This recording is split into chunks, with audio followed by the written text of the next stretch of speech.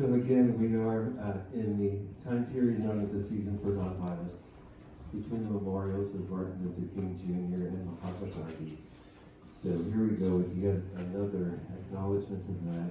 These next words are words of Buddha.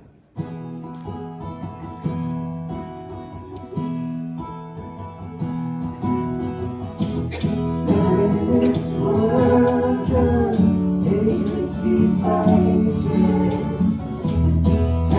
This world does hatred cease by hatred. Hatred ceases by love. Hatred ceases by love. And this according to the law, which has existed forever.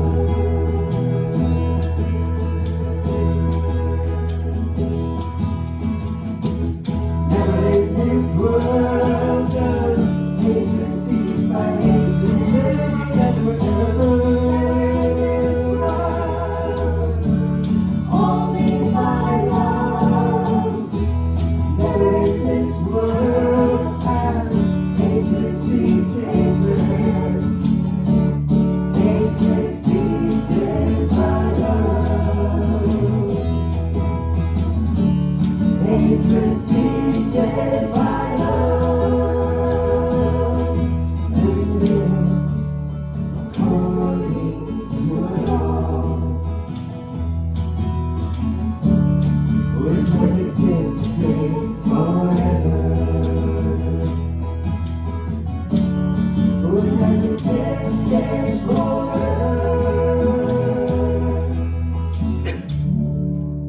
It has existed forever.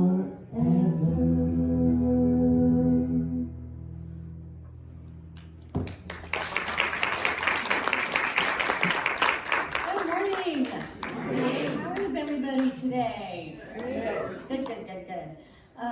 All right, man, I have had a heck of a busy week with my family and baby showers and kids staying over the night and power going out and a party here and all kinds of stuff. So just tell me to settle down if I need to settle down, okay? Because I know I need to.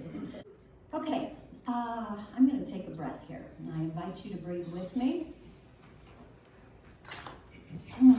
Just going to settle down and settle into this morning here with a mindful breath, relaxing into this beautiful, beautiful day that we've gathered here today as we speak our mission statement together. Here we go. We recognize and realize the omnipresence of divine love as the truth of all.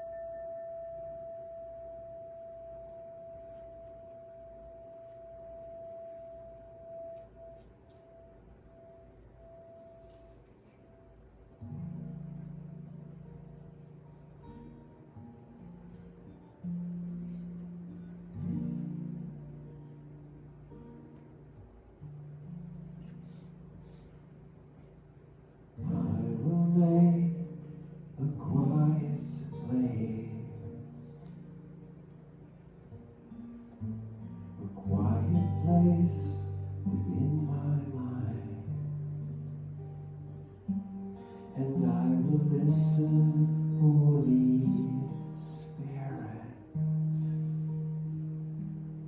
I will listen.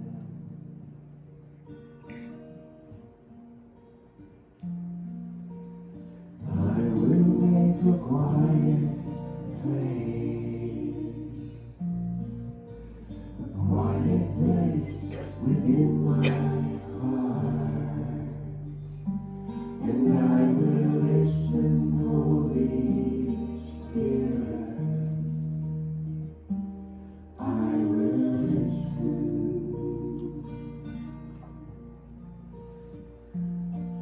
Be still, my soul, be still. Be still, my soul, be still. Be still and know.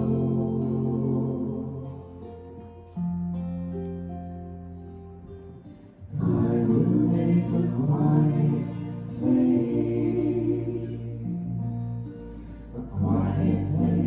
within my life, and I will listen, Holy Spirit, I will listen.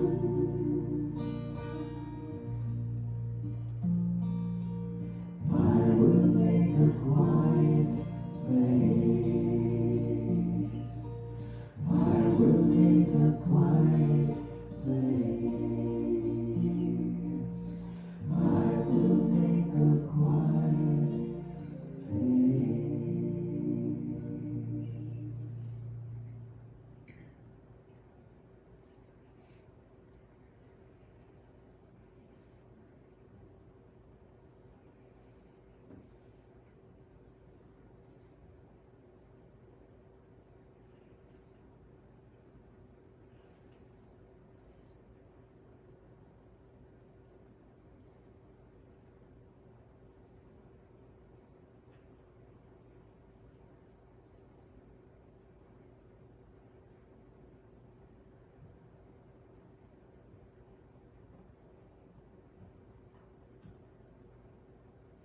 And in this quiet stillness, I invite you to join me in recognizing the one presence, the one life, the one power, the truth, that unchanging reality that is the center of our being. And as we open our conscious even further in aligning with this truth, I know that this is the essence of each and every one here, including myself. For we are unique emanations of that one presence and form.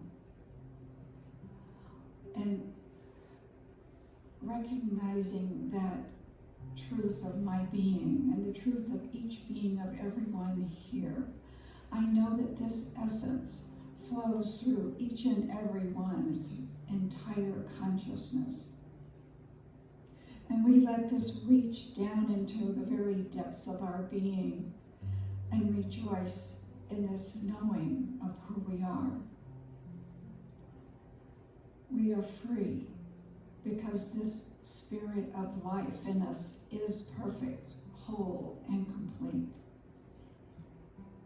And in this conscious awareness of this unchanging reality, we let go of thoughts and habits and behaviors that no longer serve us, those transient things that obstruct the truth of who we are.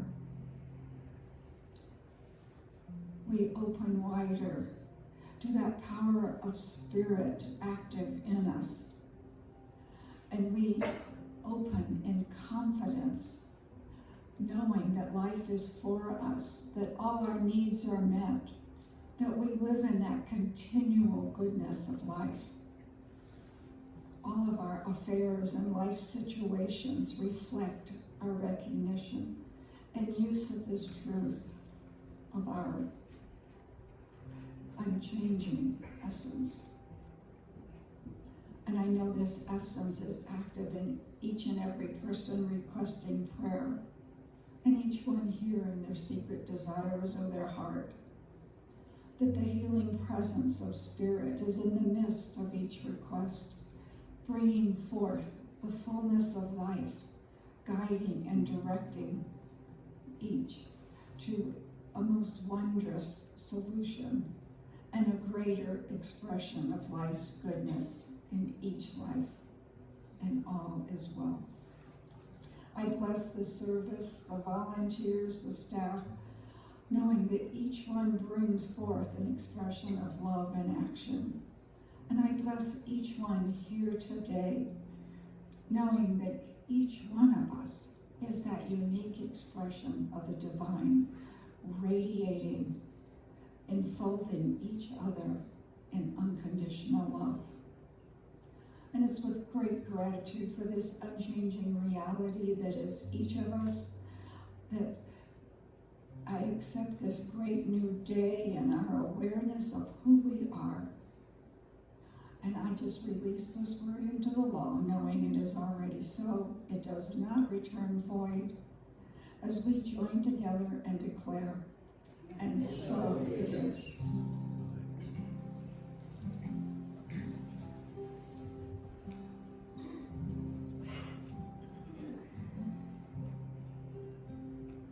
Get ready, my soul. I'm diving in. Get ready, my soul. I'm diving in to the deepest kind of love, to the sweetest kind of life. Get ready, my soul. 'Cause here I go, deeper, deeper, deeper than I've ever been before. Here I go, closer, closer, closer to my sacred source. Here I go, deeper, deeper, deeper than I've ever been before. Here I go, closer, closer, closer to my sacred source.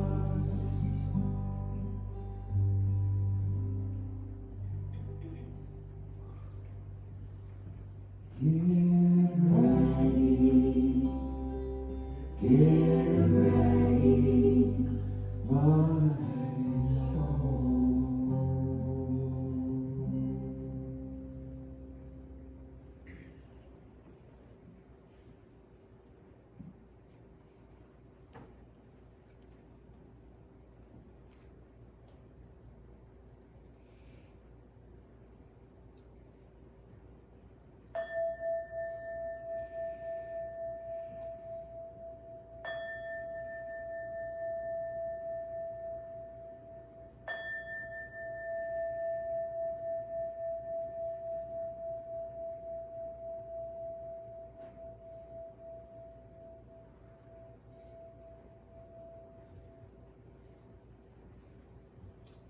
Good morning. If there is anything that is troubling you, something that's heavy on your heart, or you just need a little bit of extra juice to help get you through the week, please leave your concerns in the prayer chest, and the practitioner will be doing affirmative prayer this week on your behalf. Honesty is more than not lying. It is truth-telling, truth-speaking, truth-living, and truth-loving. James Faust. Honesty pays, but it don't seem to pay enough to suit some people. Frank McKinney.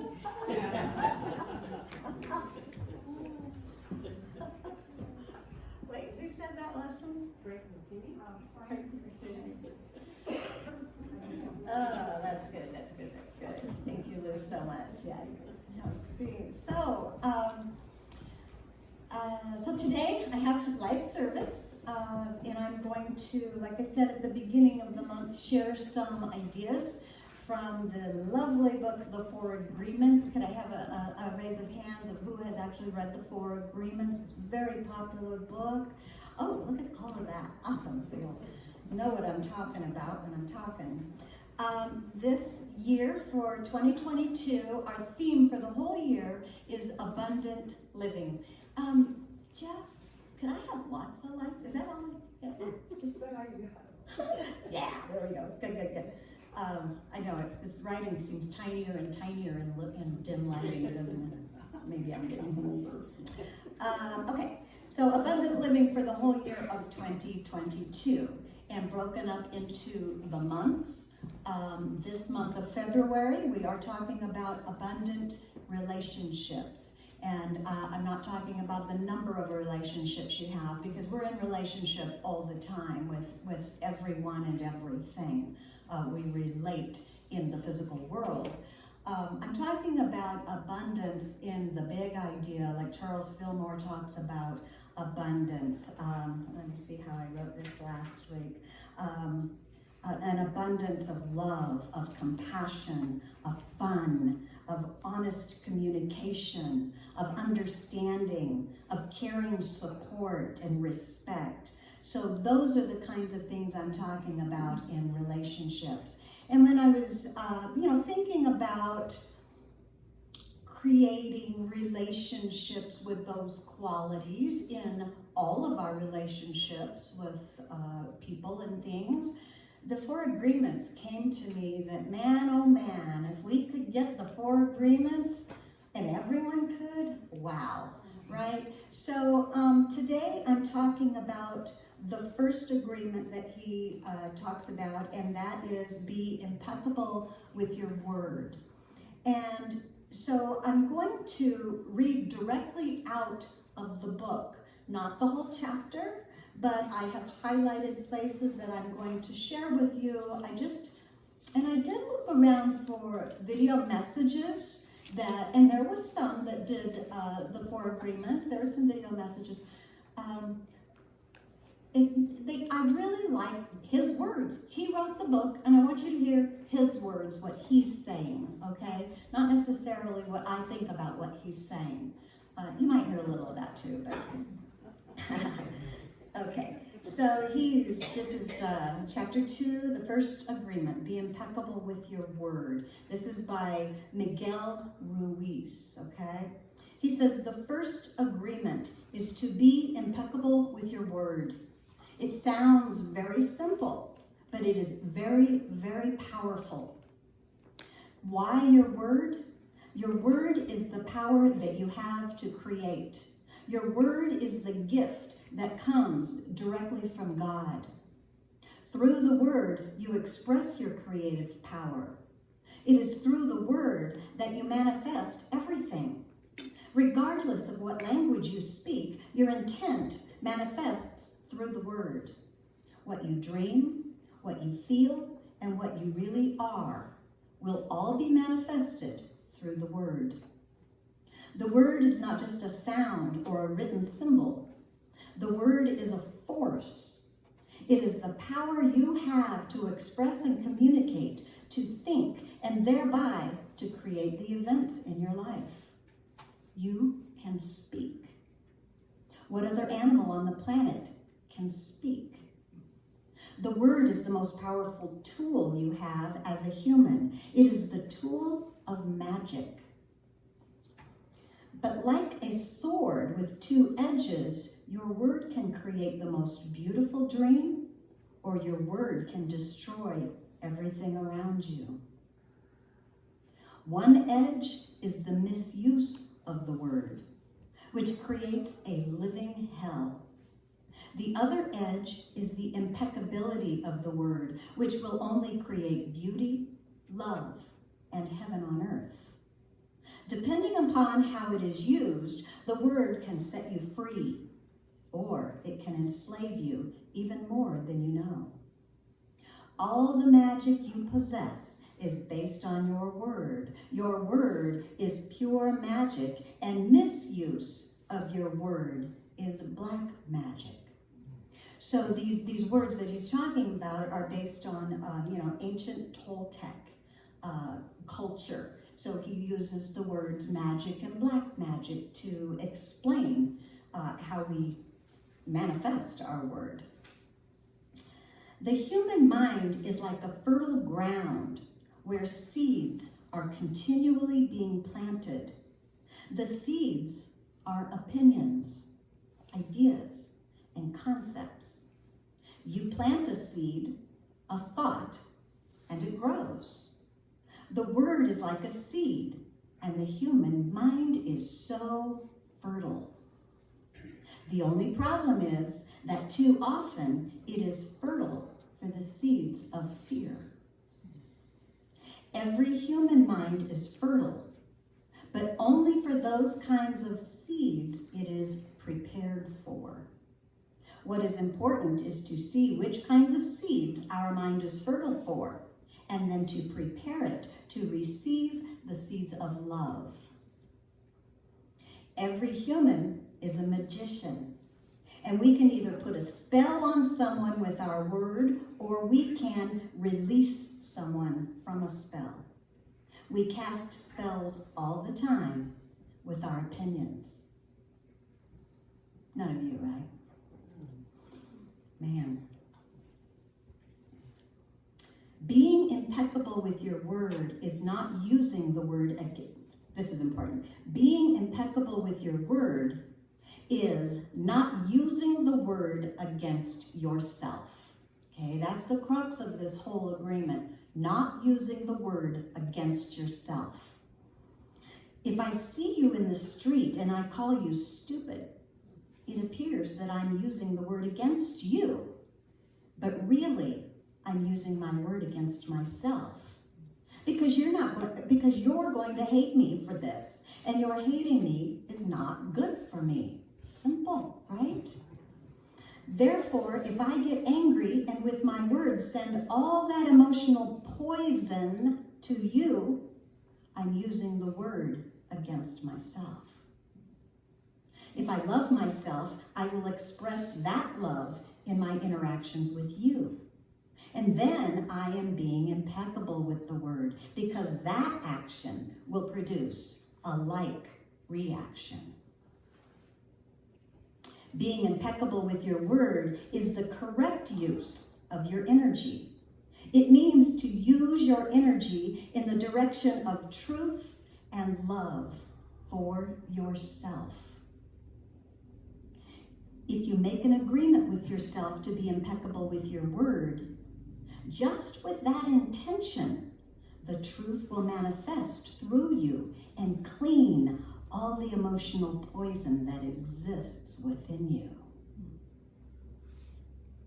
But making this agreement is difficult because we have learned to do precisely the opposite. We have learned to lie as a habit of our communication with others, and more importantly, with ourselves.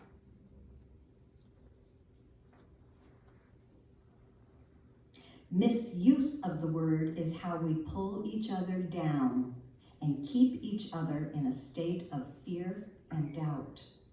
Because the word is the magic that humans possess, and misuse of the word is black magic. We are using black magic all the time without knowing that our word is magic at all. He puts things very simply, doesn't he? Very precisely. The truth is the most important part of being impeccable with your word. On one side of the sword are the lies, which create black magic, and on the other side of the sword is the truth, which has the power to break the spell of black magic. Only the truth will set us free. Looking at everyday human interactions, imagine how many times we cast spells on each other with our word. Over time, this interaction has become the worst form of black magic, and we call it gossip. Gossip is black magic at its very worst because it is pure poison. Gossiping has become the main form of communication in human society. It has become the way we feel close to each other because it makes us feel better to see someone else feel as badly as we do. Wow. Using the analogy of the human mind as a computer, gossip can be compared to a computer virus. One little piece of misinformation can break down communication between people, causing every person it touches to become infected and contagious to others. Imagine that every single time others gossip to you, they insert a computer virus into your mind, causing you to think a little less clearly every time. Then, imagine that in an effort to clean up your own confusion and get some relief from the poison, that you gossip and spread these viruses to someone else. Consider how many times you have gossiped to gain the support of others for your point of view. How many times have you hooked other people's attention and spread poison in order to make your opinion right? Your opinion is nothing but your point of view. It is not necessarily true. Your opinion comes from your beliefs, your own ego, and your own dreams. We create all this poison and spread it to others just so we can feel right about our own point of view. If we adopt the first agreement and become impeccable with our word, any emotional poison will eventually be cleaned from our mind and from our communication in our personal relationships. Impeccability of the word will also give you immunity from anyone putting a negative spell on you. That's good to know. You will only receive a negative idea if your mind is fertile ground for a negative idea. When you become impeccable with your word, your mind is no longer fertile ground for words that come from black magic. Instead, it is fertile for the words that come from love. You can measure the impeccability of your word by the level of your self-love.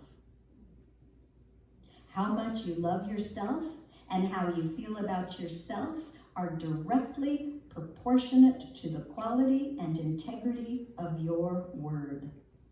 When you are impeccable with your word, you feel good, you feel happy, and you're at peace. Use the word in the correct way. Use the word to share your love. Use white magic, beginning with yourself. Tell yourself how wonderful you are, how great you are. Tell yourself how much you love yourself. Use the word to break all those teeny tiny agreements that make you suffer. Yeah, so a lot of good stuff in there with very simple ideas, right? But not so simple to practice all the time. He said in that reading, the truth is the most important part of being impeccable with your word. So today I put a title. I actually used kind of fun titles this month instead of boring. So I put in the title of the message, I think it was, How Honest Am I Really? And always when I'm preparing something to speak about, it's something that I've been practicing for a long, long time. And that exact thing is something that I have asked myself many, many times. How honest am I, really? And I one time read a book, and I'm not going to share that book with you, but the name of it is called Radical Honesty, and I can't remember the name of the author. And it was a long, long time ago that I read that, and I read that in a close the book and I'm like, I am such a freaking liar. You don't realize until you start taking stock of and start observing your own thoughts and your own things, because so many things we say are just habits of saying these things. So, working with being impeccable with your word, or working with being honest with yourself, really uncovers a lot of things from within you that you had no idea what was within you. So the truth is the most important part, he says. So let's talk about honesty today. Maybe even radical honesty. And radical meaning extreme honesty, or honesty to the max, right? That's a lot of honesty. And a lot of us have a hard time bringing that to our awareness. So, but I'm here to tell you, when you bring that to your awareness, that is what creates self-love within you. And then you can be impeccable with your word. So I would like to share now a piece by a woman named Tara Brach. Anybody familiar with Tara Brach? Mm-hmm. So she is a Buddhist teacher. She's an author and a clinical psychologist. And I just ran across this article, which is just a little snippet of something that she had written, and it was shared online. It's called Deepening Our Commitment to Truth-Telling. She says, throughout history, deception has been an effective survival strategy. Yet, like all primitive survival strategies, when deception becomes habitual and is not directly about survival, it prevents us from continuing growth. For each of us, to the degree that we are not real with ourselves, or that we withhold important truths from others, we just cannot keep evolving. We can see in our own lives and in the larger society how dishonesty poisons our world with cynicism and mistrust. One understanding that seems clear is that our future is threatened by these toxins. Greed and aggression that proliferate when we are not facing and speaking the truth. This suffering is calling for us to deepen our commitment to truth-telling and being real with ourselves and with each other. The literature of the Desert Fathers, which is the 4th century Christian monastics living in the deserts of Egypt. You got that? Desert Fathers is the name of this Christian monastics living in the deserts of Egypt. They powerfully describe a path of radical self-honesty. They call this honest recognition of the thoughts of the heart. Honest recognition of the thoughts of the heart. And it begins when we open up to examining the stories, the beliefs, and emotions that make us feel bad about ourselves or others. They are described as demons. So this group calls these negative feelings about ourselves as demons, in the sense that they are the shadow side and are the limiting patterns of our false self. Okay, shadow work. So I'm stopping here for just a second. Remember that Miguel Ruiz tells in his book that we can measure the impeccability of our word by the level of our self-love. How much we love ourselves and how we feel about ourselves are directly proportionate to the quality and the integrity of our word. When we are impeccable with our word, we feel good. We feel happy. We are at peace. So we are called to be vulnerable enough to be honest with ourselves about the stories, the beliefs, and the emotions that we have within us that make us feel bad about ourselves or others. Okay? These are false beliefs that we have that we have within ourselves that make us feel bad. It's the false belief, right? When we know, we can know they are false or lies because we feel bad when we think them. Okay? Instead of good and happy and at peace, when we think these false ideas, it's because they're lies about ourselves. We're stupid, we're ugly, we're not competent, whatever it is. Those are lies. They make us feel bad, right? So first of all, we have to recognize these demons or lies. That's a big part, even recognize them, because we do everything so habitually, so that we can shine the light of truth on them. When we recognize them, it brings them to our awareness, and we're able to see them in a different way. We're able to shine the light of truth on them, the truth of who we are, really. We are expressions of divine love, with the ability to bring that divine love forward into the world and share it with each other in relationship with each other, glorifying the goodness of God when we do that. That feels good. That feels right. That gives us peace. Okay, back to the article. That was me going off. So the article, the way the Desert Fathers practiced radical self-honesty is quite beautiful.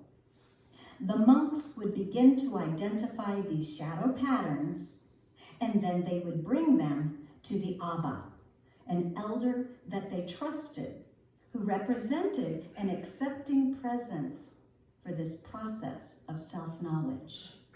Okay? It was a way of naming the demons out loud. Okay? Recognizing, naming them out loud, not running from them. Unlike in confession, where there is a sense of sin and repentance, the monk shared from a desire to deepen understanding and to bring demons into the light of acceptance and relationship. Like, hey, this is what's going on. Will you hold it with me? Right? Not being afraid of it. So this practice that she's talking about here, that goes on, it reminded me, when I was reading this, it reminded me of some of the work of Edwene Gaines, who is she teaches about prosperity. She's a prosperity teacher. Familiar with Edwene Gaines? And in her book, The 4 Spiritual Laws of Prosperity, she talks about forgiveness as the third law.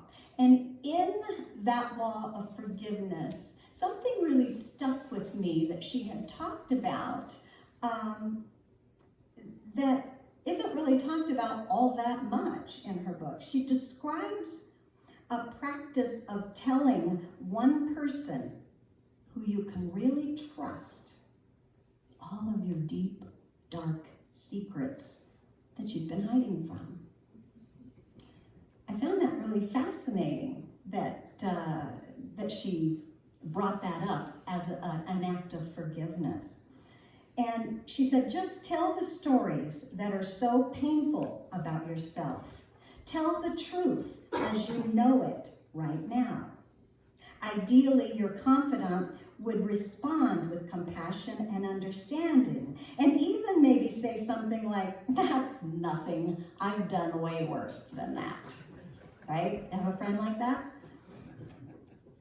She says, then don't tell your stories anymore, and allow this person to hold that safe space of non-judgment for you so that you can move into self-forgiveness.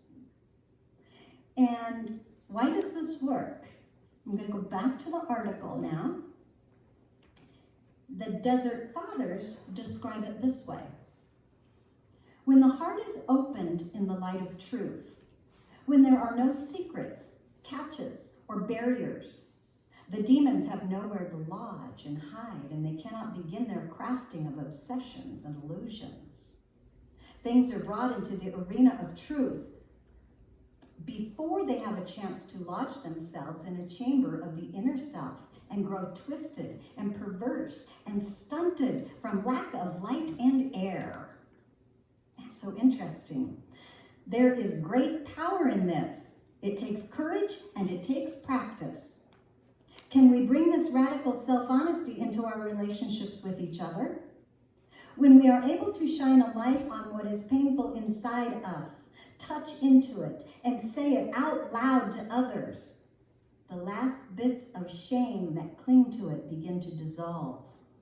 Not only that, but sharing from our own undefended heart helps others to share with similar depths. This is essential and is part of the healing, awakening process that we find in 12-step programs and in the Buddhist tradition. So it's important to remember we are truth-telling about ourselves, okay? We show up authentic, touching our own vulnerabilities. The most basic truth is that we all have ways of creating distance. And if we want to love well, we have to be willing to open honestly to our vulnerabilities and share them with each other. The practice of radical self-honesty and authenticity with others is crucial if we want to move toward healing in our own relationships, our communities, and our world. So here's a little practice at the end of this poem that she wrote. She says, you might take a moment to think of a relationship where you might be feeling some sense of separation from a person you care about. Do this right now. Might as well practice. It's church, right? Let's see.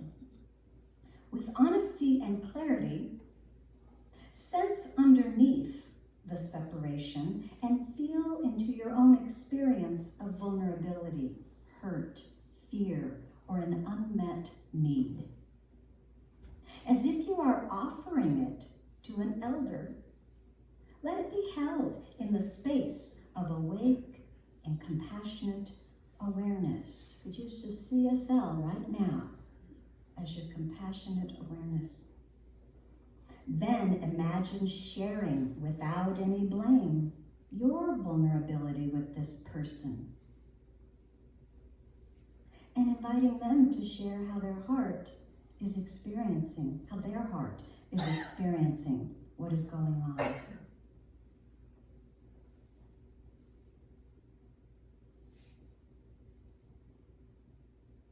Can you sense what new possibilities for understanding and connection might open up?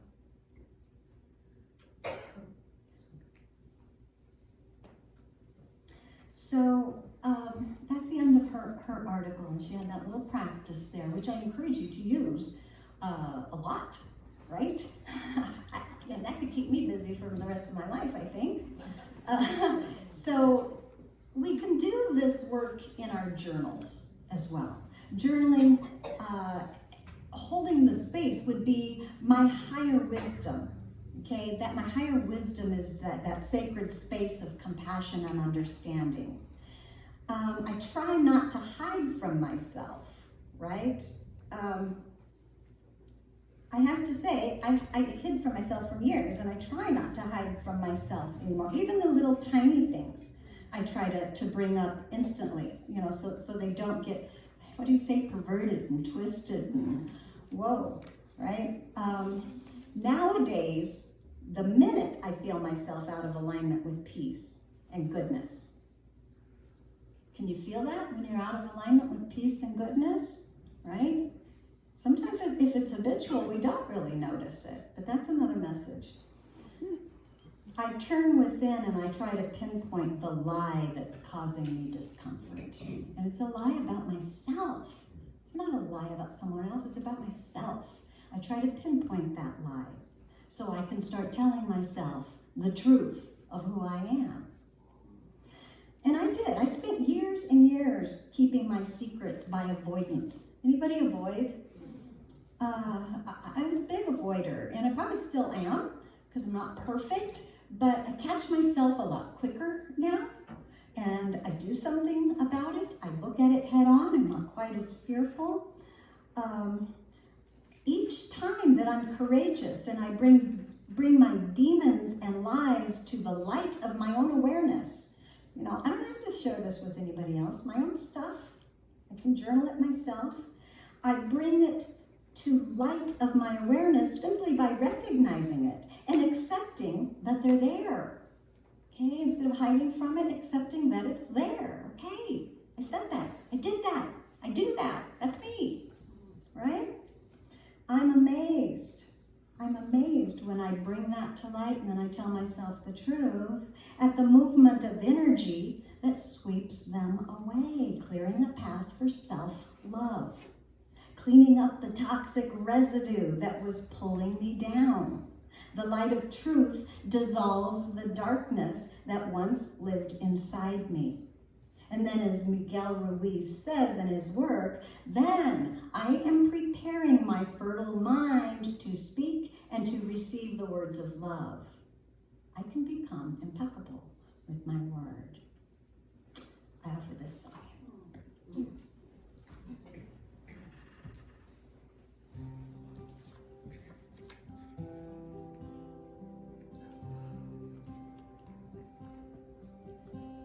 Kind friends all gathered round. There's something I would say, but what brings us together here has blessed us all today.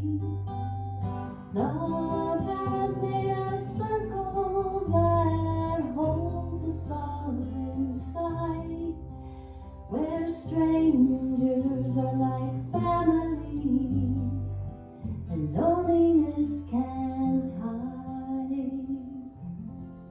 You must give yourself to love if love is what you're after.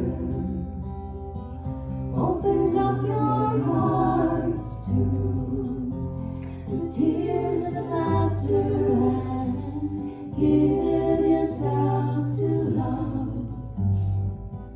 Give yourself to love. I walk these mountains in the rain. I've learned to love the wind. I've been up before the sunrise to watch the day begin. I always knew I'd find you, though I never did know how. But like sunshine on a cloudy day, you stand before me now. So give yourself to love, if love is what you're after. Open up your hearts to the tears and laughter and give yourself to love. Give yourself to love. Love is born in fire. It's planted like a seed.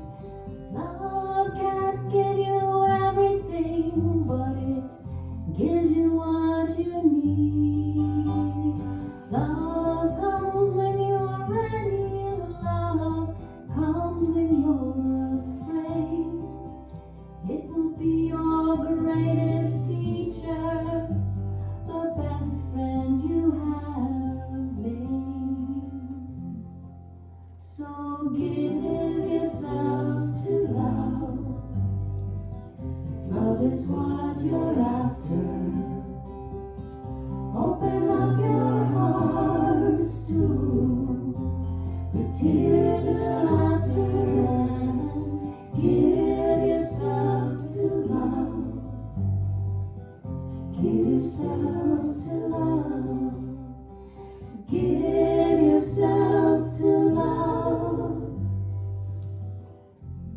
Give yourself to love.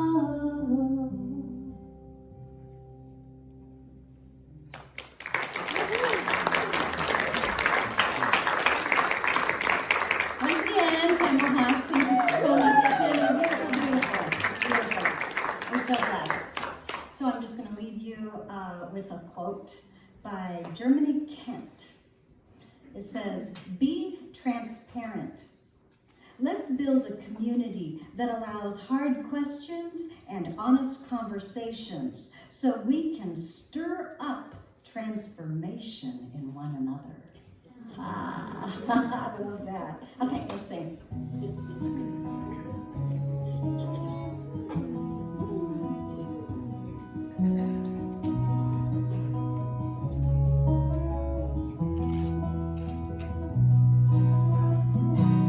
God, you are every mountain. God, you are every ocean. God, you are every canyon, every inch of earth and sky. God, you are every morning. God, you are every midnight. God, you are every moment, every second of my life. Everything I see, everything I do, everything I am is you. Everything above, everything below, everything I know is you. God, you are every sunrise. God, you are every moonglow. God, you are every starshine, every inch of earth and sky. God, you are every springtime. God, you are every snowfall. God, you are every season, every second of my life. Everything I see, everything I do, everything I am is you. Everything above, everything below, everything I know is you. 'Cause you are the very breath I breathe, and your perfect love created me.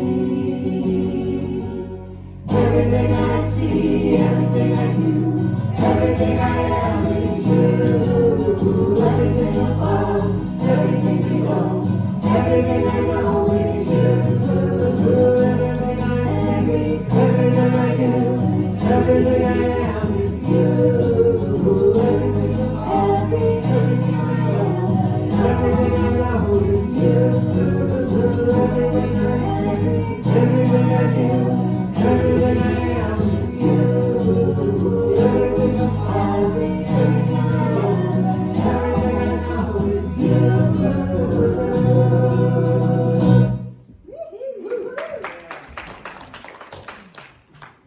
Okay, as the ushers come forth, this is our time to consciously participate in the spiritual practice of the law of circulation. So if you'll take your gift in your hand and just know with me that this is an expression of the abundance of spirit that moves in and through and as me. And as it moves in and through and as me and everyone, it circulates, increasing. And this is my thank you for being a part of this generosity. And our affirmation, with prosperous thoughts and actions, I prosper.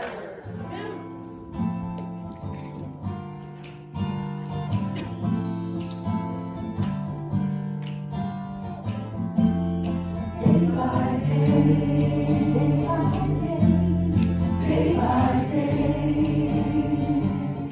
Oh, dear Lord, three things I pray.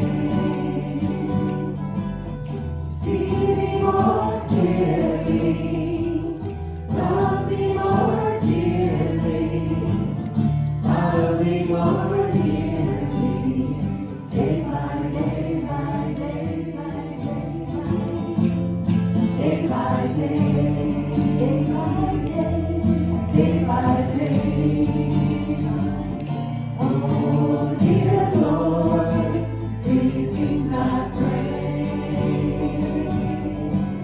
See thee more clearly, love thee more dearly,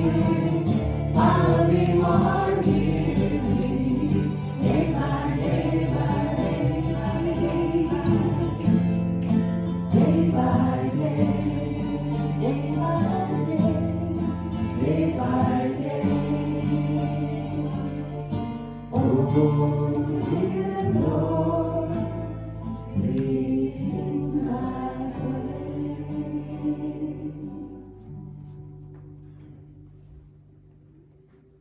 And these gifts are gratefully received as they go forth, improving and enhancing our church, our community, and our world as we prosper along. And so it is.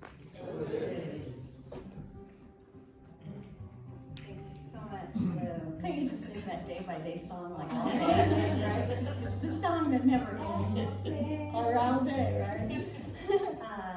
Okay, I think we're ready to claim our good together. So look up on the screen here.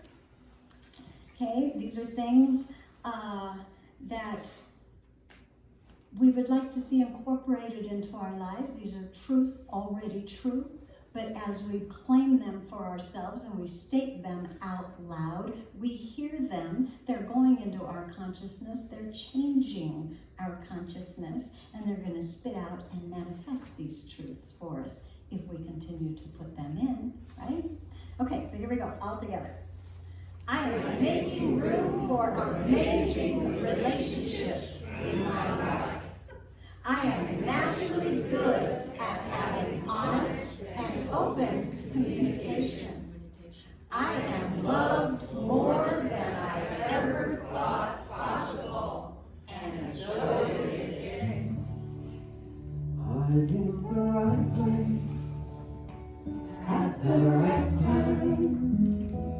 I am just where I'm supposed to be. I'm in the right place at the